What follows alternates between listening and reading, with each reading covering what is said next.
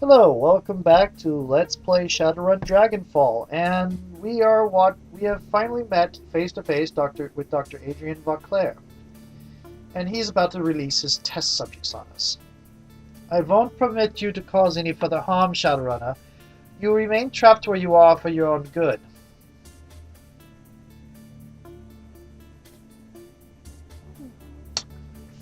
Let us out of here, Vauclair. We need to talk. Break the glass between you and Vauclair? The hell I will.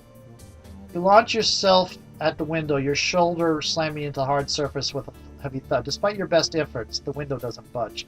The window between us is made of Dicot-treated transplast. Do whatever you like to it, you'll find that it's quite unbreakable. The bastard's right. Nothing we are carrying can even scratch Dicote, whatever. That glass is essentially sheathed in diamond. Dicote, okay. We'd need military-grade explosive to crack it. We're stuck in here. Now, I want to know why in hell you so violently interjected yourself into my business. First, you break into my estate, which you didn't even know was mine, apparently. Then you spend what must have been a small fortune to track me down. You locate my AI, destroy it, then drive all the way out to the countryside, and finally you shoot your way into my laboratory.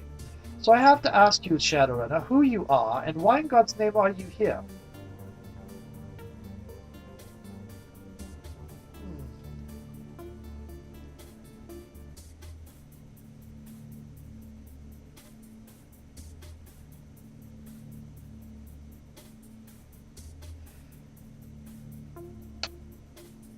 You first. Tell me what's going on here now.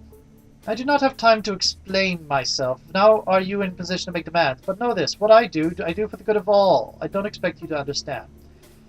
I understand your men tried to destroy an entire Kies full of innocent people. I understand you've got a lot of funding in a heavily modified virus designed for widespread dispersal. Something big is happening here. Ah, so you have pieces of the puzzle, but not the whole. Interesting. It must be vengeance, then. This is why you are here. Vengeance for your friends and the attack on your home. You believe I've been hunting you, and now you are bringing the fight to me. Well, haven't you? Vauclair covers his face with his pale, nicotine-stained hands, groans. You are correct. I was the one who sent Apex and Audrin after you. You're going to pay for that, you bastard. Why attack the cruise bazaar, Vauclair? Why kill Paul Amsel? He was necessary to preserve the secrecy of my work for the greater good of all. I know I have wronged you, and for this I am sorry. He sighs a long, rattling sigh, then quickly turns into a violent fit of coughing. The sound echoes over the loudspeaker. I don't expect you to understand, nor do I have time to explain to you. Now I must know, how did you learn that I was still alive? How did you even know to look for me?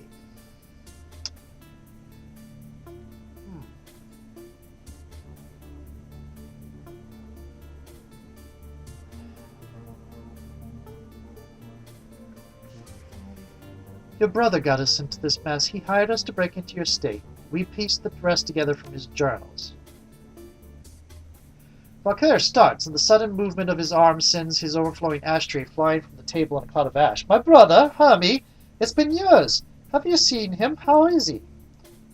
His brow furrows. He takes a step towards you impatiently. Well?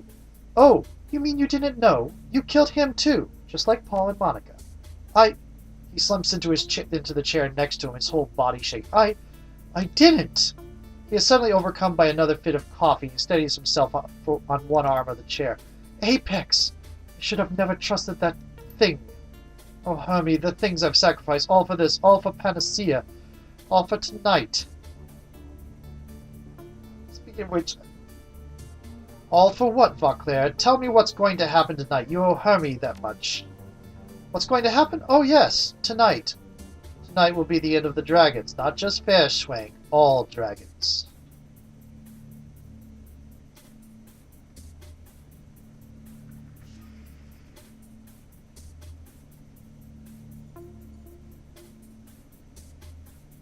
Let me get this straight.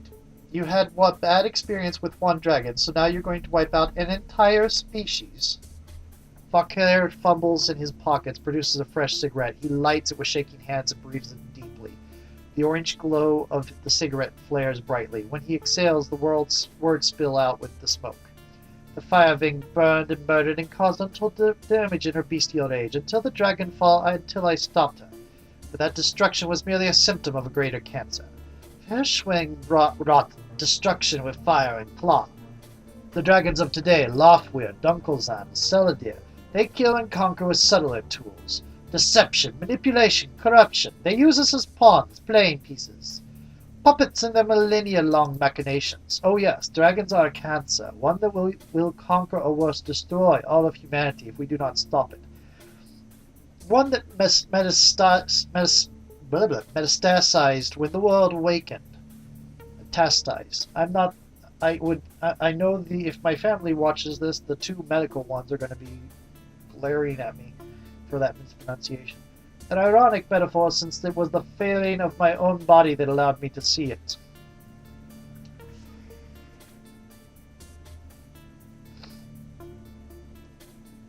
Okay. Let me guess, you have cancer. Late stage too, if I had to guess. I'd say leukemia. He is racked again by violent coughing, allows it to subside, takes another long drag on his cigarette, the ash creeping closer and closer towards his mouth. Which reminds me, why couldn't I get her to read those bio knowledge stuff? Your friend is correct. I suffer from cancer of the blood, brought on by the radiation of the SOX, no doubt. It was when I heard my doctor's diagnosis that I realized what I had to do, what my life's work would be in the time that I had left. I'm sorry, Hermie. I'm sorry you won't be able to see it for yourself. I'm sorry I failed you. Vauclair turns his attention back to the computer, stubbing out his cigarette. He grabs a fresh one from the pack and lights it.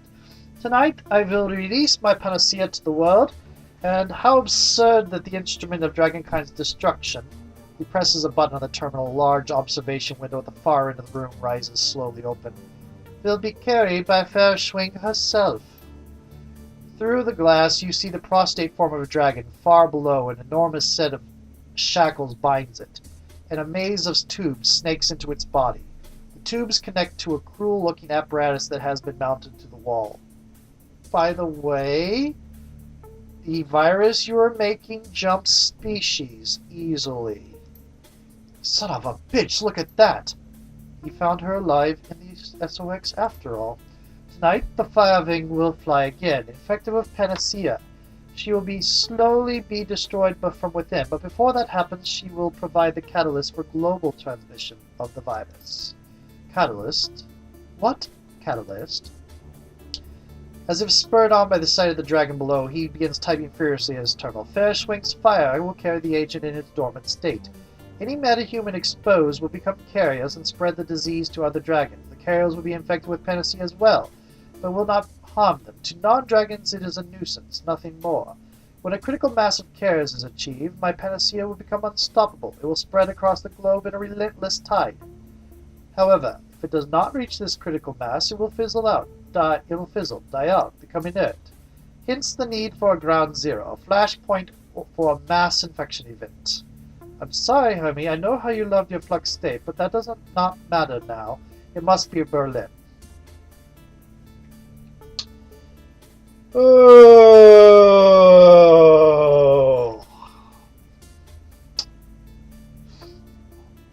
Hang on a second, you're going to stick the Firewing on Berlin? To save the world, yes. For panacea to work, Berlin must burn. A sacrifice, one for the greater good. Verschwing will breathe her infected fire upon Berlin, thousands will die, and through that destruction the virus will take to the air. A critical mass of Berlin's metahuman population will be exposed, but no one will even think to quarantine the city until it's too late. The flux state lacks any centralized authority. Corporations will evacuate their own, thousands will flee the city infected.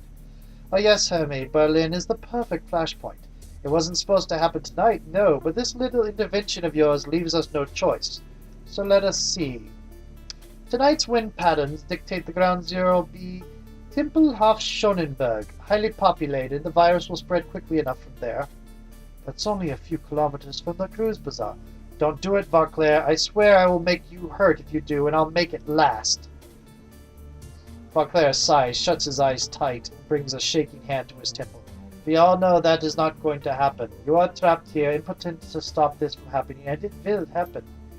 The old man eyes the cigarette butt in his hand, fishes out another from the pack, and lights it with the first. Then he returns to his console, reaching to the side for a microphone. He mutters something into the receiver. You can just barely make out the sound of the name Audrin. When he turns to address you again, his voice is level. The shake in his hand seems to have subsided. Security will be here soon, and they will take care of you. Do not worry. You will not be harmed. Sacrifice that I'm making tonight is a necessary evil. It cannot be helped.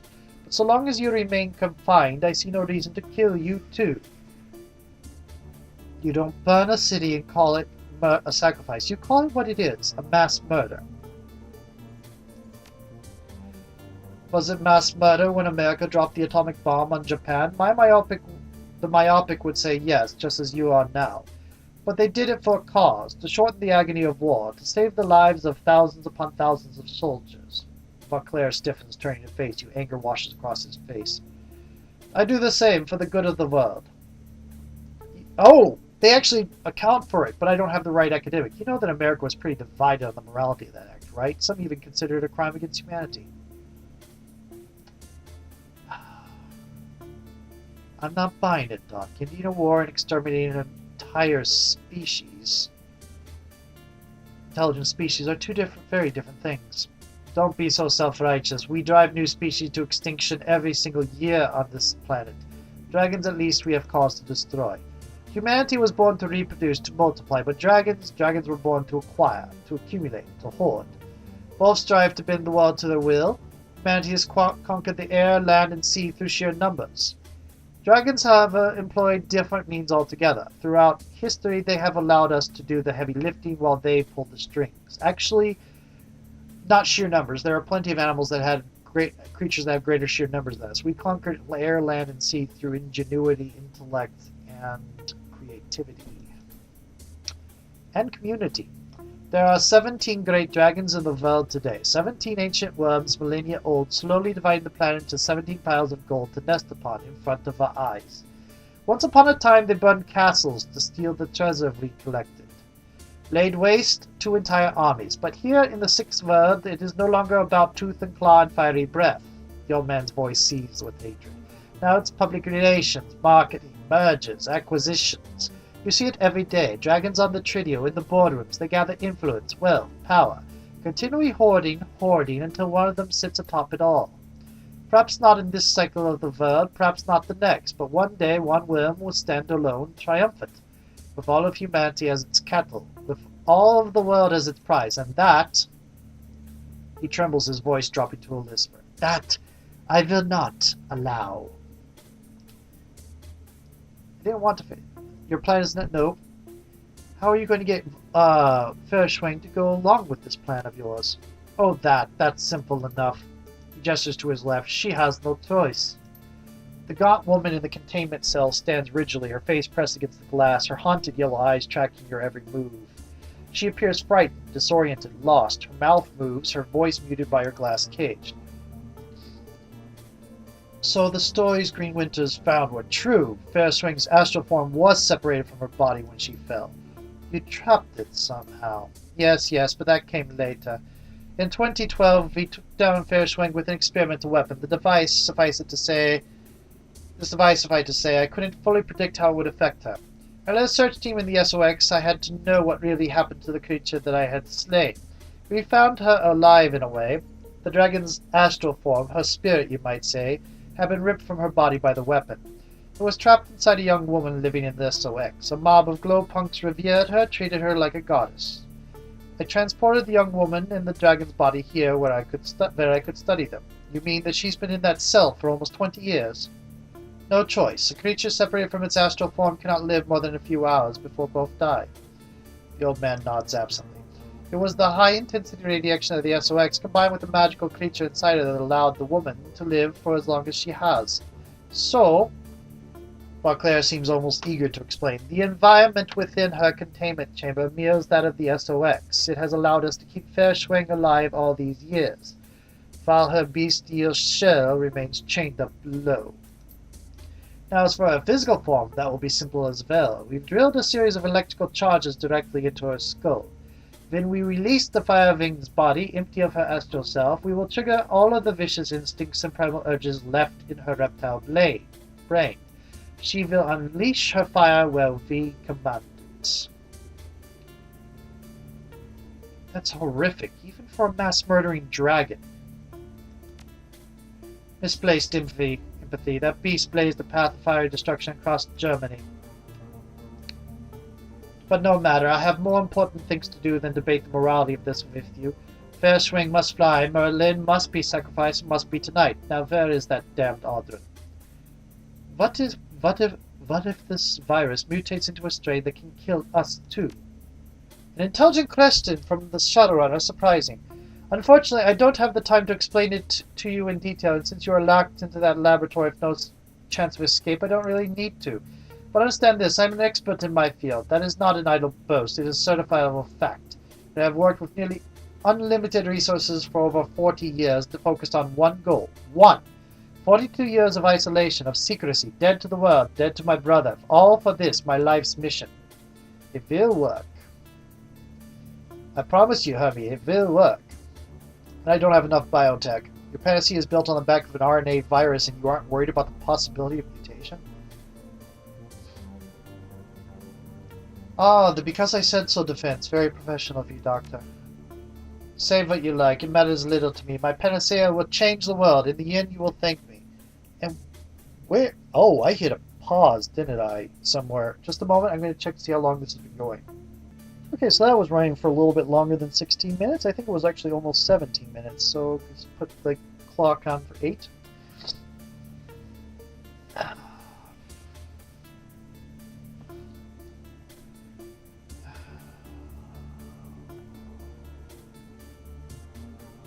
Look, you're not infallible, Doc. You've already made mistakes here and people died as a result. Mistakes? So says the criminal trapped in the containment room. I've read some of your inter-office communications. There have been a number of deaths here over the years, haven't there? We have suffered losses, yes, they were tragic, but the people have accepted there would be risk. They made their own choices. I won't take the blame for that.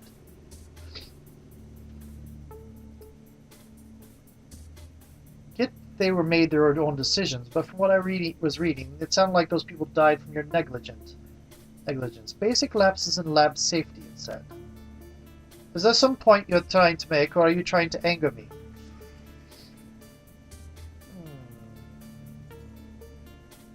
My point is that everyone makes mistakes, and even you, and yet you want to roll the dice with a biological weapon. It will work, I'm telling you.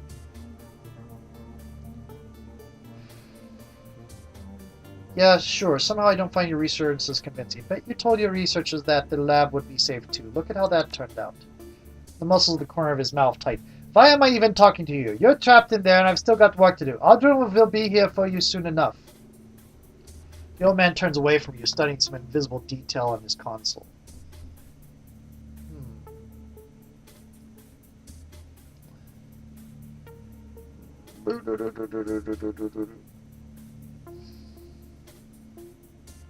The plan of yours killed your brother. Was it really worth it? No! Nothing can make that right! Nothing! Vauclair's fist slams into the table, sending his cigarette flying in cascaded sparks and ash. Damn it, Hami! Why couldn't you just let me go? He runs his hand through his unkempt hair, blinking through a haze of sudden tears. You don't have to add to his loss, Doctor. This doesn't need to continue. No, I'm afraid it does. I love my brother more than you can know, but this changes nothing. My brother's death only strengthens my resolve. If I had to stop now, his loss would be in vain. He would want me to continue. I've watched hours of your brother's video footage, Vauclair. I probably know him better than anyone alive excepting yourself. You've watched footage. That makes you think you know the man. You know nothing. I know that he wanted you to stop all of this years ago. He begged you to, and you promised him that you'd try. Vauclair falls silent. A wisp of smoke traces its way from the tip of his cigarette to the ceiling. She's right, Vauclair. Your brother was a miserable bastard, but he did die trying to save you. If you don't turn your back from this, his death will have meant nothing. Nothing at all. That's enough! Hummy's death was a tragedy. I will not let you use it to manipulate me. Vauclair straightens. It looks as though you've touched a nerve. His entire body is trembling with fury. He takes a deep breath to calm himself.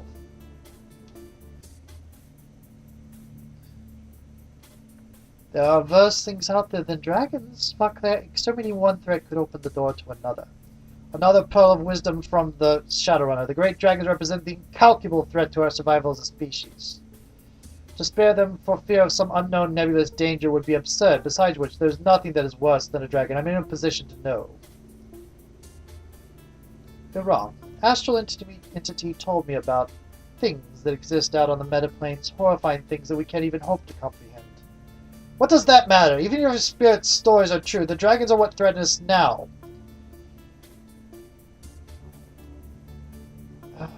But dragons don't exist in a vacuum. They're part of the awakened world's ecosystem, and they have been since the beginning of time.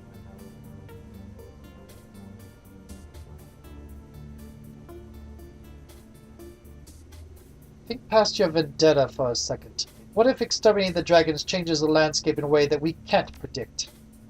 Then we will handle the situation as it arises. And what if we can't? Once you've driven the dragons extinct, you can't unkill them. What you're proposing to do is irrevocably change the ecosystem of our world. You don't know what might happen as a result. I will not just sit back and let them take over the world. I must act. I will act. You may be right, Vauclair, but this isn't the answer. Vauclair glares silently through the glass.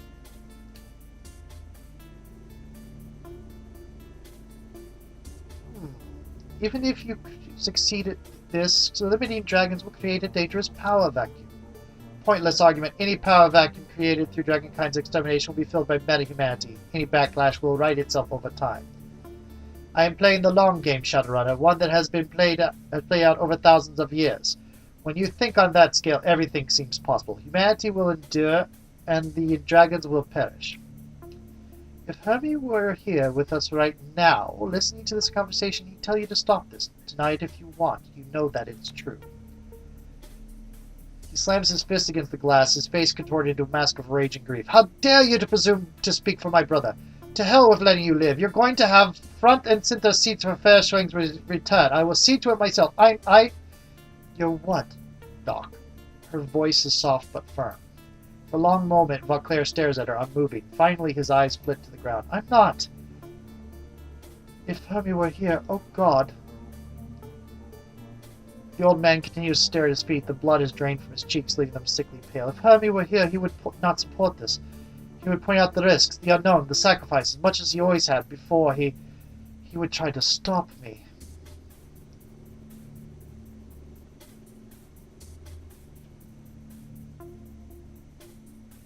You still have a right chance to give him what he wanted. You can still put a stop to this before more people get killed. For over 40 years, I ignored the rest of the world. I ignored media and the military, the board of directors that deal with my little brother. No, especially my little brother. Vauclair remains silent for some time. Finally, the old man begins to speak. He sounds hollowed out, gutted. I wouldn't listen to them because I knew that I was right. I knew what I had to be done, what they were all blind to. I was Hermie's big brother. I was the great and celebrated Dragon Slayer. I knew better. You see this lab, the complex you're standing in, and the plan that it was built to serve? I sacrificed everything for this. My job, my health, my family. I was prepared to sacrifice Berlin to feed those people to the same fires that I spent my youth trying to extinguish. And all the while, Hermie was trying to tell me that I wasn't right, and I refused to listen. My refusal killed him, my little brother, the person I loved most in the world. If only I had heard him, none of this would have happened. I'll be damned, I think you've talked him out of it. The old man lets out a heavy sigh, his entire body trembling. When he recovers, he looks almost like a different man, tired and frail, defeated. My cure, the panacea, it isn't ready. I was ready to turn a blind eye to the flaws and deploy it anyway, but my eyes are open now, and I do not like what I see. I cannot change what's been done. I can't bring Heavy back, but I can put a stop to this. I can finally listen to what he was trying to tell me, to what I would never hear him say, and so I shall. I know this is a hard decision, Vauclair, but it's the right one. More than 4 decades of planning, all undone in the span of a single conversation, my brother's words delivered through the mouth of a criminal. I finally listened, Hermie, 42 years too late. He stares at his trembling hands, a sad smile on his face. Through the speakers you can hear the sound of heavy footsteps approaching. Hello, Audrin. You're going to go evil on this now. Audrin, Vauclair looks up at the orc. His voice trembles slightly. There has been a change of plans.